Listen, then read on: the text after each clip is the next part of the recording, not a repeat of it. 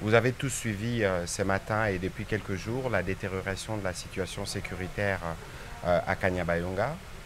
dans les territoires de Lubero, en province du Nord Kivu.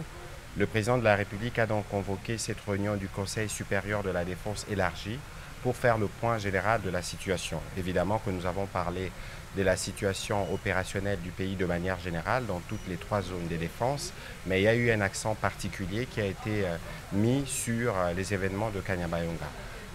Après 3 heures, après près de 3 heures des discussions et un tour d'horizon avec les différentes autorités militaires, des perspectives et des mesures ont été proposées au président de la République pour que les forces armées de la République démocratique du Congo puissent très rapidement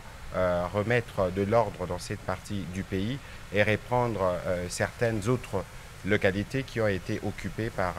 les forces, les forces rwandaises, parce que c'est d'elles qu'il s'agit. En même temps, le président de la République a tenu à rendre un vibrant hommage aux forces armées de la République démocratique du Congo qui défendent au prix de leur vie la patrie. Et il a lancé un appel à toutes les populations de cette partie du pays, mais aussi à tous les Congolais. D'ailleurs, il y aura un message du 30 juin dans les heures qui suivent. Il aura l'occasion de revenir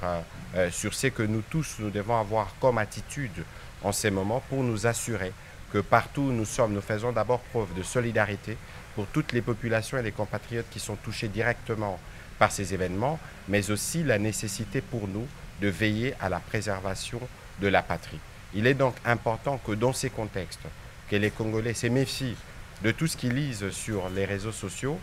pour ne pas prêter les flancs au jeu de l'ennemi, parce que vous savez que c'est aussi sur ce terrain que les jeux se jouent, pour démobiliser les Congolais, mais aussi pour toucher le moral de nos vaillants soldats qui sont engagés sur le front. Donc ici, nous réitérons l'appel du président de la République à continuer à faire confiance aux forces armées de la République démocratique du Congo, pour lesquelles le gouvernement de la République, mais ainsi que lui-même, mettront tout à disposition pour que l'ordre puisse être rétabli et très rapidement.